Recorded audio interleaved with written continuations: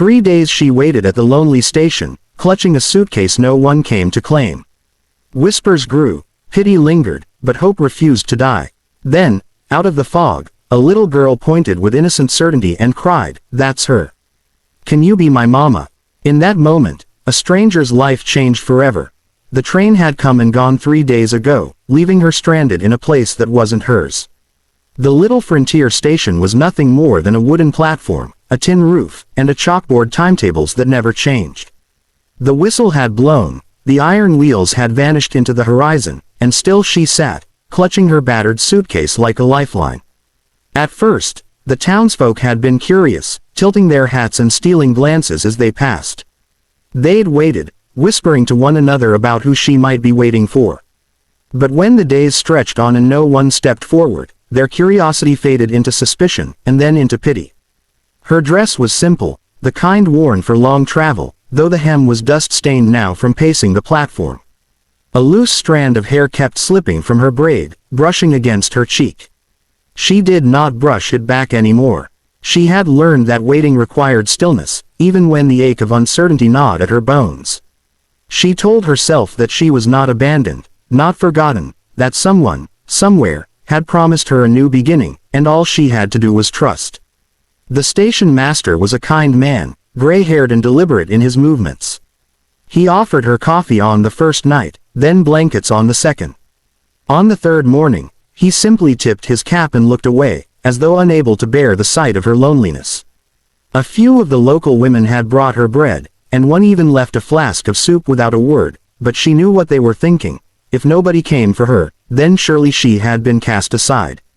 Still, she remained. Her suitcase sat at her feet, heavy not with clothes, but with letters, memories, and the quiet weight of everything she had left behind. She sat with her hands folded in her lap, her eyes searching each arriving train, every traveler who stepped off, each face that passed through. But none ever paused for her. By the fourth morning, the fog rolled low over the tracks, softening the outlines of the world. She sat as she always did, a figure of patience carved into the bench. Yet inside her chest, her heart grew brittle, fragile as frost on the window. She thought, perhaps today she would walk away. Perhaps today she would admit defeat and board a train back to nowhere. But her feet would not move. She could not bring herself to let go of the promise, even if it was only imagined now. The hush of dawn was broken by the sound of small boots striking the platform. Quick, light, hurried steps, as if someone's joy had spilled over into movement. She lifted her head, startled, and saw her. A little girl, no more than 6 or 7, with braids the color of honey and ribbons trailing at their ends, came bounding toward her. The child's cheeks were flushed from the chill morning, her eyes wide and searching. She ran past the ticket booth, past the station master's office, until she stood only a few feet away. The woman blinked, unsure if the child had mistaken her for someone else. She opened her mouth to speak, but before she could form a word, the little girl's voice rang out, clear and certain. "That's her. That's the lady." The air seemed to still around them. The station master looked up from his papers, his pen pausing mid-stroke. A couple of men who had been loading crates onto a wagon turned their heads. Even the birds on the telegraph wires seemed to quiet. The girl's small finger pointed directly at her, eyes alight with triumph, as though she had found something long lost. And then the words that shattered the silence spilled from her lips. "Can you be my mama?" The woman froze, her breath caught in her throat, trembling there as though afraid to escape. She looked at the child in disbelief, her heart pounding so violently she feared it would burst through her ribs. She had never seen this little girl before in her life, yet in those innocent eyes was a recognition so deep it felt as though they had known each other always. Gasps fluttered among the onlookers. A matron passing with her basket clutched her shawl tighter. One of the men by the wagon muttered something under his breath. The station master set his pen aside and leaned forward, his eyes narrowing with concern. The woman tried to speak, but her lips formed no sound. She shook her head slightly, as if to deny what had just been asked. And yet, deep inside, something stirred, a warmth she had not allowed herself to feel in years. The words of the little girl had struck a place long buried beneath sorrow. The child took a step closer, her small boots tapping gently against the boards. She did not hesitate, did not doubt.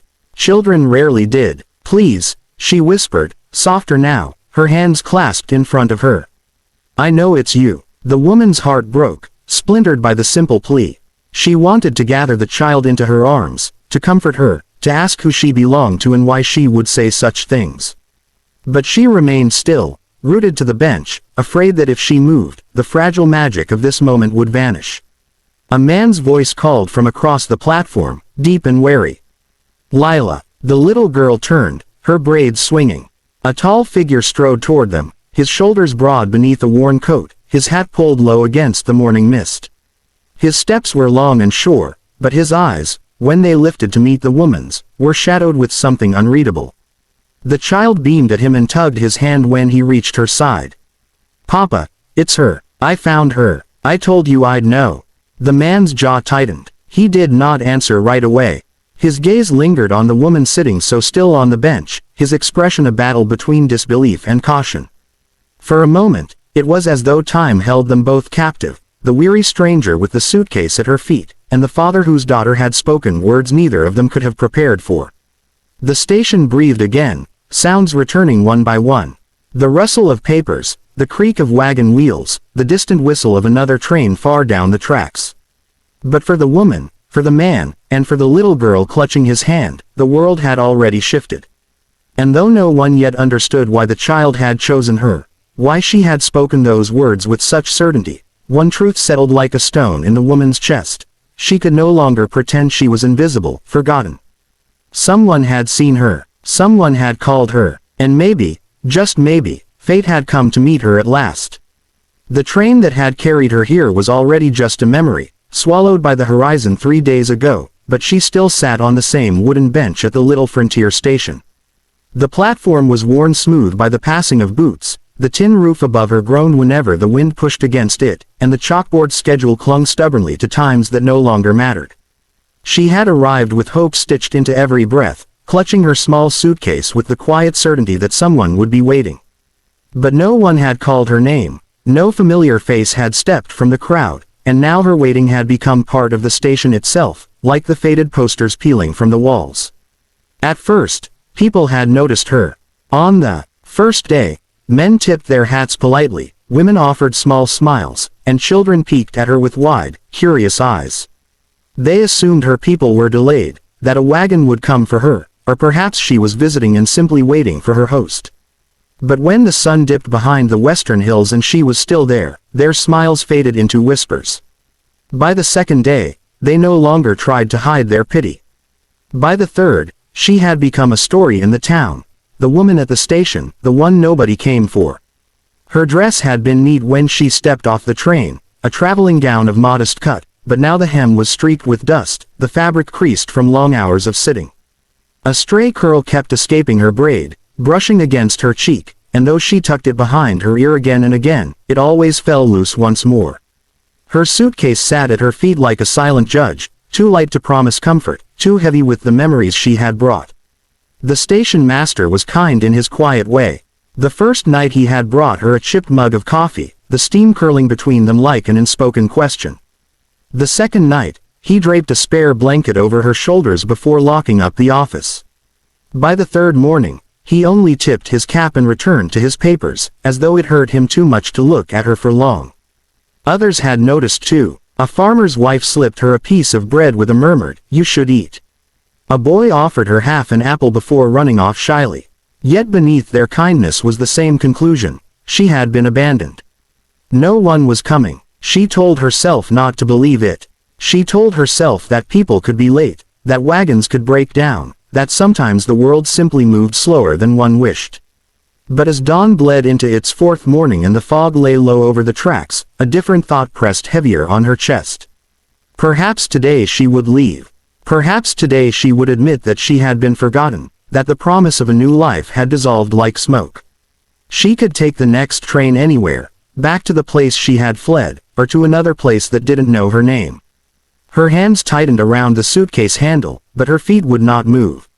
She could not. Some stubborn flame inside her still whispered, "Wait one more moment.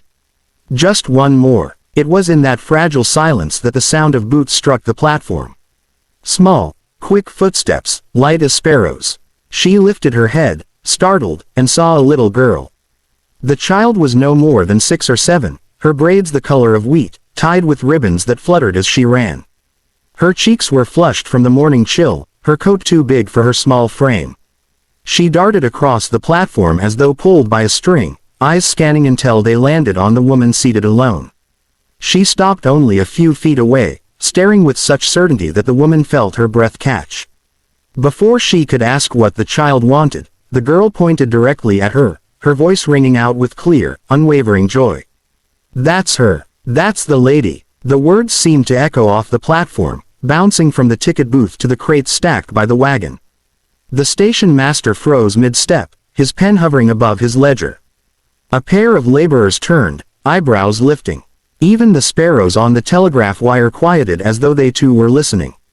The girl's smile widened, her finger still pointed at the stranger on the bench. Then, in a voice both sweet and commanding, she declared, "Can you be my mama?" Time shattered. The woman's body went rigid, her breath snagging in her throat. She had no words, no understanding of how a child she had never seen could speak such a question.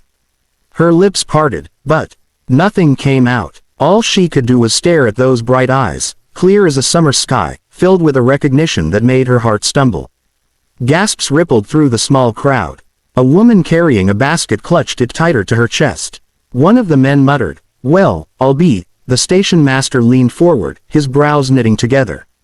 The little girl took a small step closer, her boots clicking softly against the boards. Her confidence did not falter. Children seldom questioned what they felt. "Please," she said, her voice dropping to a tender plea. "I know it's you." Her hands, small and pink, folded together as though in prayer. Her eyes shone with something deeper than childish whim.